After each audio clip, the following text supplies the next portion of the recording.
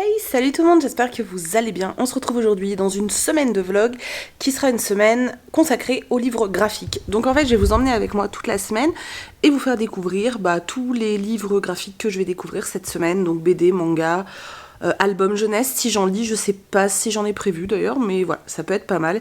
Alors, juste petit aparté, j'ai commencé ce vlog hier, parce que là on est mardi, donc je l'avais commencé lundi, sauf que hier soir j'ai eu un très gros problème avec ma carte mémoire, et en fait les fichiers d'hier sont inexploitables, je peux pas les utiliser, ils sont morts capote.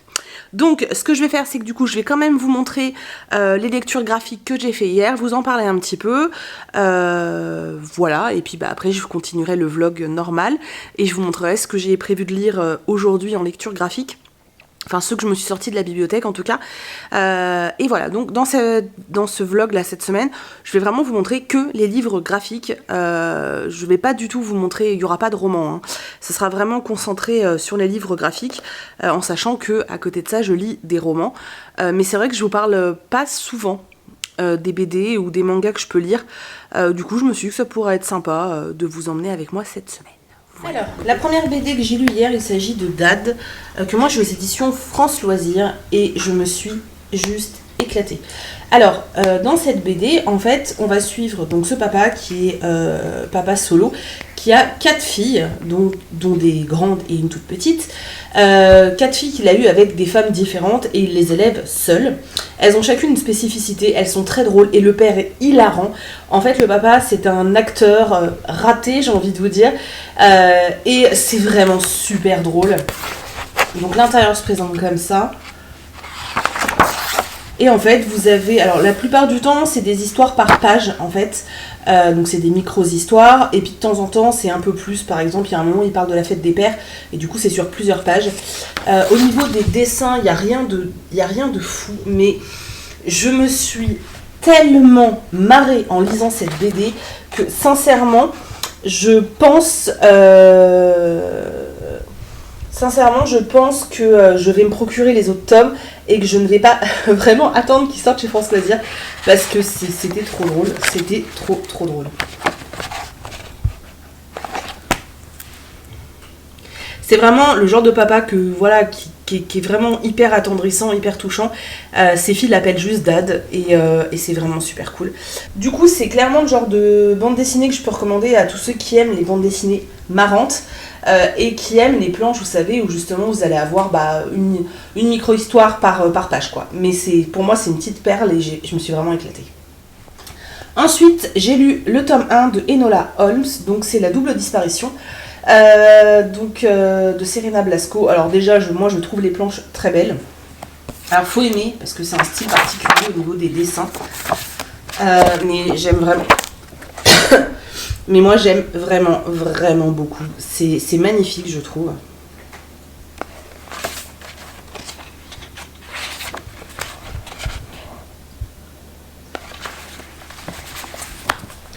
Donc là, dans cette histoire, on va suivre donc Enola Holmes, qui est donc la petite sœur de Sherlock et de Mycroft, que leur mère elle l'a eu très tardivement, donc elle a beaucoup d'écart avec eux. Et elle les fréquente pas du tout parce que Mycroft et Sherlock vivent à Londres et elle vit à la campagne avec sa mère. Sauf que sa mère va partir un jour, elle va disparaître et toute la vie d'Enola va être chamboulée. Son frère Mycroft va vouloir l'envoyer dans un foyer, enfin dans une institution en gros, enfin une école privée quoi. Sauf qu'Enola, elle veut juste la liberté. Et du coup, elle va s'échapper, enfin, elle va s'enfuir et elle va commencer à mener des enquêtes. J'ai vraiment beaucoup aimé. Je pense que vous savez que j'adore Sherlock Holmes. Donc forcément, pour moi, c'était juste génial, quoi. J'ai vraiment passé un moment extraordinaire avec cette BD. J'ai le tome 2 dans la pile à lire. À la fin, vous avez ça, c'est génial. À la fin, vous avez le carnet secret d'Enola Holmes, donc c'est là tout ce qu'elle a pu écrire. Et du coup, voilà, vous avez plein de petites choses comme ça qui comprennent où elle présente son enquête. Coucou. Bon, je vous ai pas repris la dernière fois. Je suis désolée. Voilà, j'ai mal géré. Du coup, je vais vous parler des 2 autres lectures graphiques que j'ai faites. J'ai l'impression que c'est zoomé. Ouais. Je vais vous parler des 2 autres lectures graphiques que j'ai faites. Donc, la plus rapide... On va parler du tome 2 de Mamette. Je vais vous montrer des planches et je vais vous en parler un petit peu. Je vous avais déjà dit que c'est l'histoire d'une petite mamie voilà, qui mène sa petite vie. Là, elle a un petit garçon avec elle pour les vacances, c'est très très drôle. Le petit est super rigolo, Maxou est très drôle, Mamette est très drôle, ses copines et ses potes sont trop marrants. Moi j'aime vraiment beaucoup, à chaque fois je passe un super bon moment. Donc je vais vous montrer quelques plans. C'est le tome 2.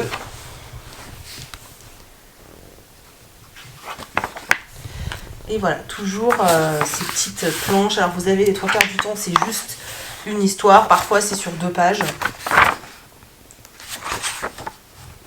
Donc voilà, voilà. Donc encore une fois, moi j'ai passé un super moment avec cette lecture. J'ai le tome 3 encore dans la palle. Je vais sûrement le lire cette semaine, donc vous allez le voir.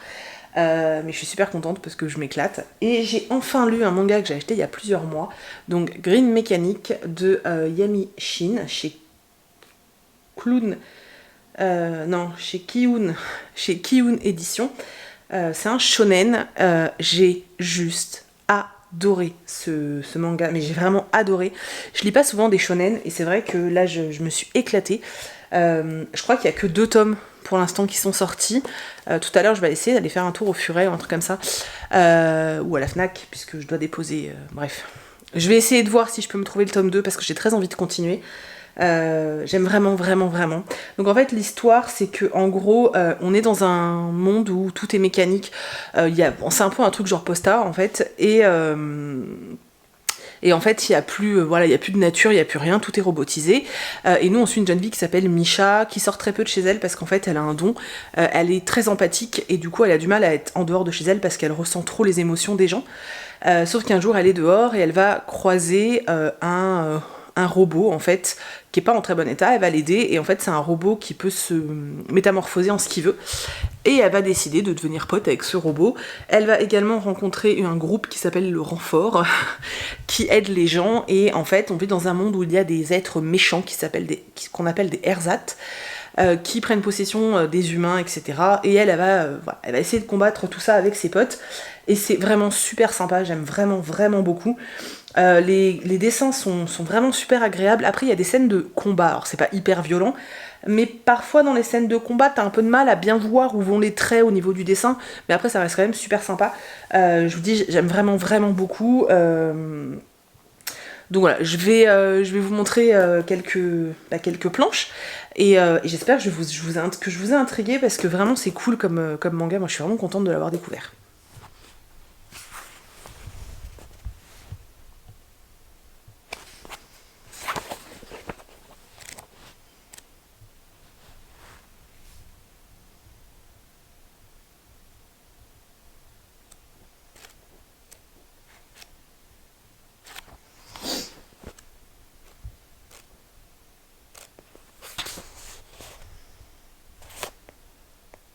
J'ai vraiment vraiment beaucoup apprécié, c'est une très belle découverte pour ma part.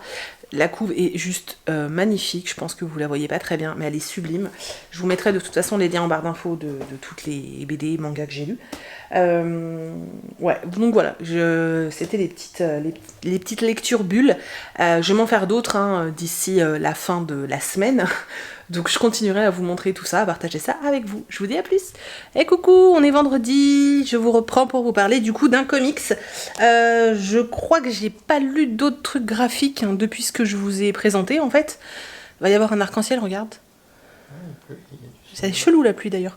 Bref, donc je vais vous parler d'un comics que j'ai lu qui s'appelle I Hate Fairyland.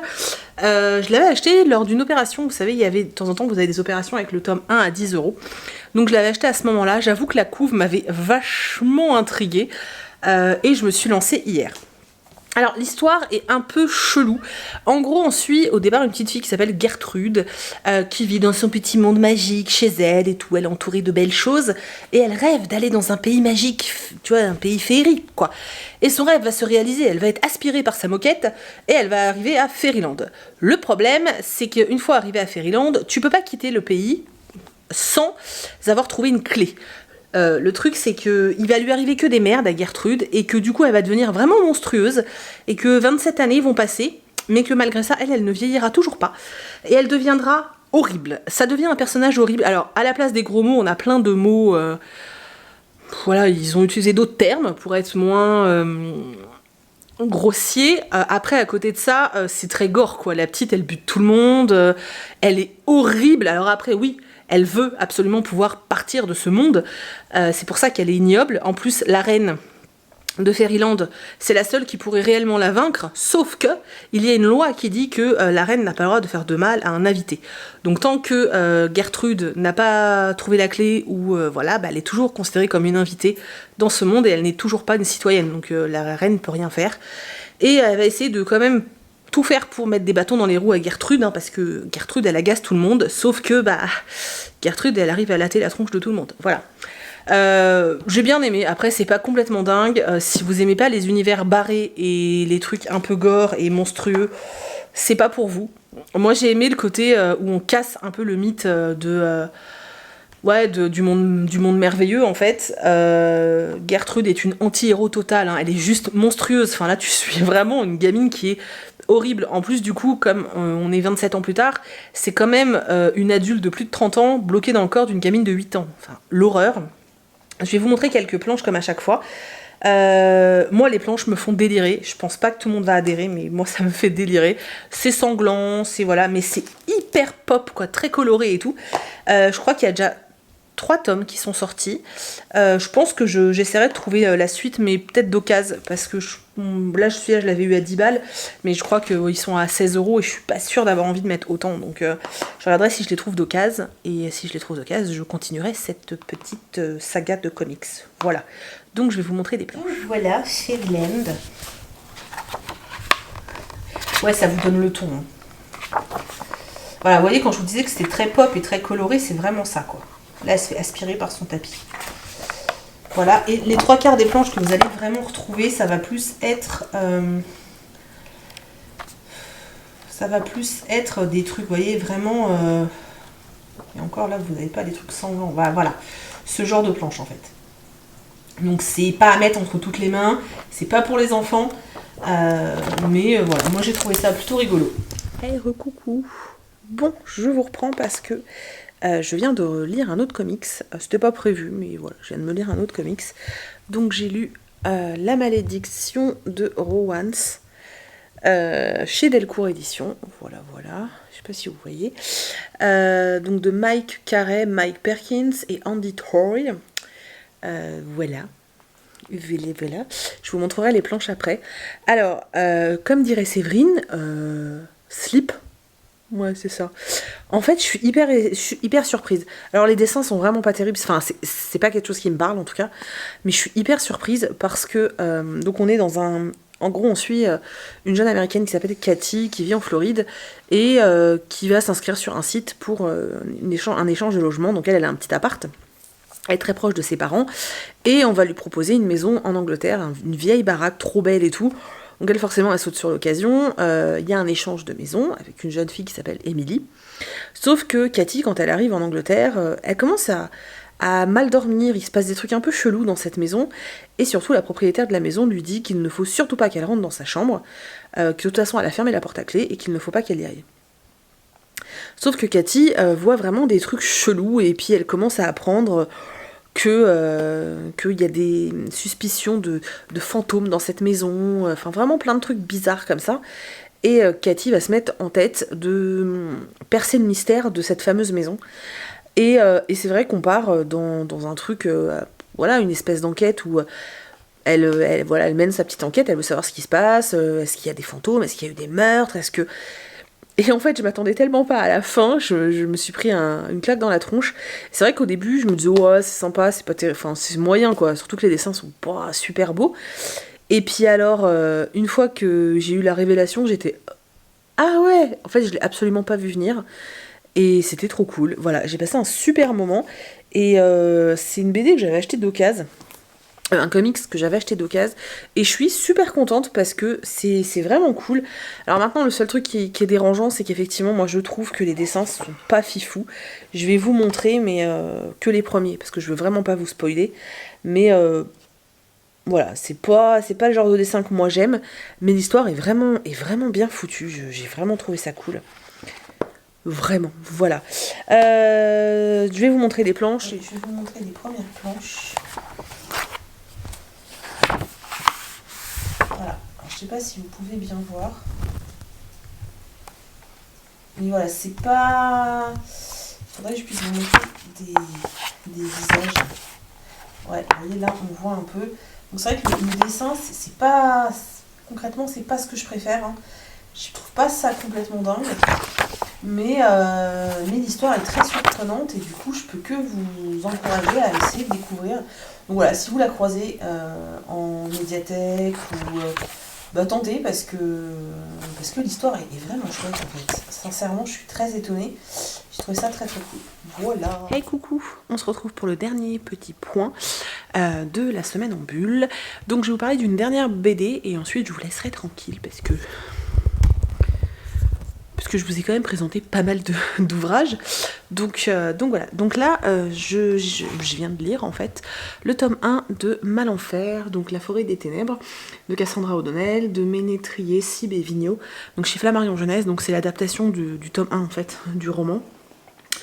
Très honnêtement, je préfère le roman, mais j'ai trouvé la BD plutôt sympa. Je trouve que pour quelqu'un qui n'a pas forcément envie de lire le roman, ça peut être une bonne alternative. Je trouve la couve très jolie et j'aime énormément les couleurs qui me font vraiment penser en fait au roman tout simplement. Donc pour ceux qui connaissent pas, on suit Zoé et Gabriel qui sont frères et sœurs, qui se retrouvent tout seuls parce que leurs parents sont plus là, on sait pas vraiment où ils sont, en tout cas dans la BD, là je vous parle de la BD. Et en fait, Zoé a un pouvoir, en fait, elle prédit l'avenir. Sauf qu'ils sont dans un monde où tout ce qui est magique est proscrit parce que il y a eu un problème il y a plusieurs années, et du coup maintenant il y a une réelle séparation de ces deux mondes, le monde magique et le monde non magique. Et du coup, il faut que personne sache que Zoé a des pouvoirs. Bon, ses meilleurs amis sont au courant. Et elle a une espèce de prémonition. Voilà, et ils vont partir à l'aventure. Donc on est dans un univers assez fantasy, avec des créatures, des elfes, des nains, des trolls et tout. C'est vachement sympa. Moi, j'aime vraiment beaucoup. De toute façon, j'adore les univers que crée Cassandra O'Donnell. Donc de toute façon, voilà. Je vais vous montrer quelques planches pour que vous puissiez avoir une petite idée. J'ai trouvé que les dessins, à mon goût, manquaient sur certaines planches de finesse. Voilà. Par contre, j'aime beaucoup les couleurs. Voilà, j'apporte vachement d'importance aux couleurs, moi. Dans les BD. C'est vraiment quelque chose que j'aime beaucoup.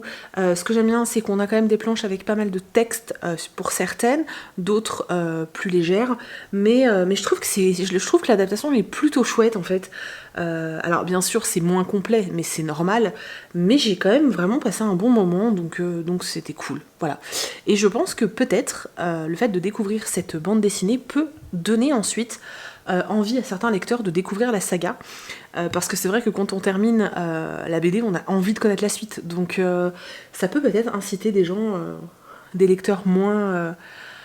des gens qui lisent moins, ça peut peut-être les inciter à aller plus loin dans la lecture. Donc je vais vous montrer quelques planches. Très jolies. Les personnages. Là, c'est les premières planches, donc on voit que les couleurs sont différentes parce qu'en fait on nous parle du passé. Donc les couleurs changent parce qu'on parle du passé. Et ensuite on arrive à la BD à proprement parler. Alors c'est ce que je vous disais, je trouve que ça fait très dessin animé pour ma part, et ça manque peut-être un petit peu de finesse au niveau des dessins. Voilà. Mais ça reste quand même une très jolie BD et je la trouve très très sympa.